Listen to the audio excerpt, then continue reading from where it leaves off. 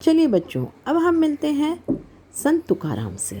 سنت تکارام پونا کے نزدیک دیہو کے رہنے والے تھے۔ ان کے ابھنگ شاندار اور خوشیوں سے پور ہیں۔ ان کے ابھنگ نہایت اعلیٰ شاعری کے معیار کے حامل ہیں۔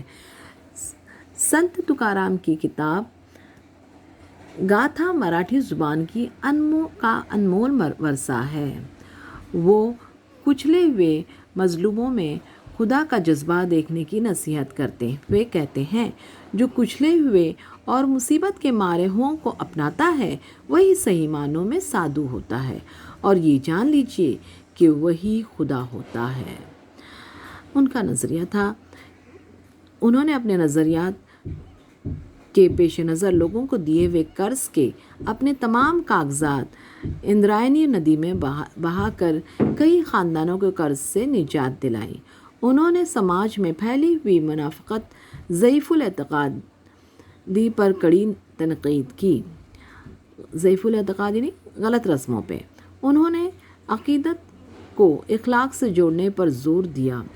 جوڑ ونادھن تو اتم ویوہارے اداس وچارے ویچ کری۔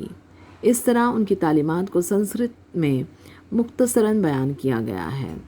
سماج کے کچھ وہمی اور بدخواہ لوگوں نے سنت تکارام کی عوامی بیداری کی کوششوں کی مخالفت کی۔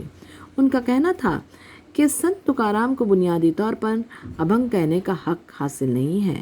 یہ دلیل دے کر انہوں نے تکارام کی شاعری کی بیاضیں اور اندرائنی ندی میں غرق کر دی، اور سنت تکارام نے نہایت صبر کے ساتھ ان کی مخالفت کا جواب دیا۔ سنت تکارام کے شاگرد اور معاونین مختلف ذاتوں سے تعلق رکھتے تھے۔ ان میں سے کچھ نام ناؤجی مالی، گورنر شیٹ وانی، سنتاجی جگناڈے، شیوبا کاسار، بہنا بائی سیورکر، مہاجی پنت کلکرنی وغیرہ ہیں۔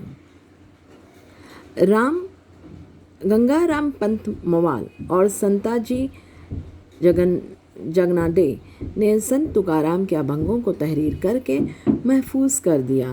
ان دونوں نے یہ ایک اہم کارنامہ انجام